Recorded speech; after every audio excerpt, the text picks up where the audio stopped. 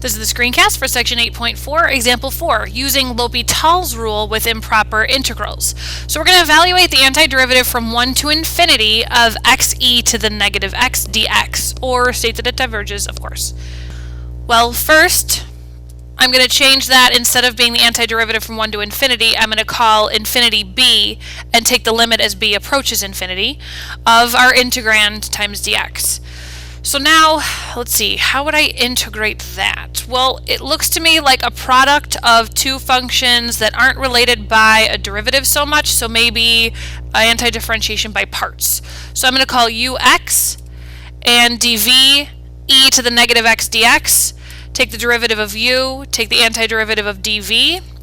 Now I'm going to make my substitutions. So let's see, or not substitutions, but do anti-differentiation by parts. I have u times v minus the antiderivative, and because that was negative, the antiderivative of v, so negative that turned into a plus, of dx, or well, du. Now, this is supposed to be evaluated from 1 to b, so that's no problem for the antiderivative, but don't forget this piece out here that's already been anti-differentiated has to be evaluated from 1 to b as well. So we have this 1 to b lower limit of integration, upper limit of integration for both pieces of anti-differentiation by parts. Now, I'm going to anti-differentiate this piece. So I have negative x e to the negative x from before. Now, plus, which really turns into minus because e to the negative x negative x's antiderivative is negative e to the negative x, and then that whole thing can be at the same time evaluated from 1 to b. To make my life a little bit simpler, I'm going to factor out an e to the negative e to the negative x, so I have x plus 1 on the inside. Now I'm going to use the fundamental theorem of calculus, part 2. Plug in b, plug in 1. Now, I get that this is supposed to be the limit as b approaches infinity of the opposite of b plus 1 all over e to the b. Then this guy, the limit as b approaches infinity, well, there's no b's in it, so it can just be left out of the limit at this point. That's 2e to the negative 1. Which then, if we look at this, as b approaches infinity, this is going to be negative infinity over positive infinity. And then I still have my plus 2 over e. So this lends me to use L'Hopital's rule. So I'm going to take the derivative of the numerator of that piece, which is just negative 1. Derivative of the denominator then is e to the b. And then I still have my plus 2 over e, not involved in the limit at all. Now I'm going to look, what is the limit as b approaches infinity? Well, e to the infinity is infinity, so negative 1 divided by infinity would be 0. So that's 0 plus 2 over e, so my limit is 2 over e. So the amount of area under the curve, x e to the negative x, from 1 to infinity is 2 over e units. The now try problem, number 17, says evaluate the improper integral or state that it diverges.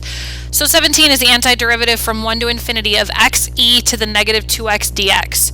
Well, I'm going to first change that to the limit as b approaches infinity of the antiderivative from 1 to b of our integrand dx. Now, again, we don't take the antiderivative from 1 to infinity. We instead call it b and take the limit of that antiderivative as b approaches infinity. Now I got to take the antiderivative, which again I think I have an integration by parts situation. So I'm going to make ux and dv e to the negative 2x dx. So then take the derivative of u, the antiderivative of dv, integrate by parts. So I have u times v evaluated from 1 to b, minus the antiderivative of v times du, also evaluated from 1 to b. Now let's do a little simplification and integration. And you know what? Let's even go further than that. These are almost common denominators, so I'm going to multiply this by 2 over 2, get a common denominator, and combine.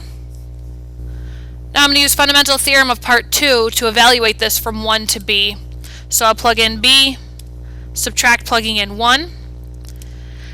This first part still has the limit as b approaches infinity, but the second term does not have a b in it, so that stands alone as minus negative 3 over 4e squared. Now the limit as b approaches infinity of this over this is going to be, let's see, negative infinity over infinity, which leads me to L'Hopital's rule. So I'll take the derivative of the numerator in the limit portion, derivative of the denominator in the limit portion, and then keep this, just change the two negatives to a plus sign. Now I could reduce that, but really I'm right now thinking, what is the limit as b approaches infinity? Well, the numerator is going to stay at -2, the denominator is going to get infinitely large, so that limit is actually 0. So 0 plus 3 over 4e squared, which means I have 3 over 4e squared units under the curve between 1 to infinity.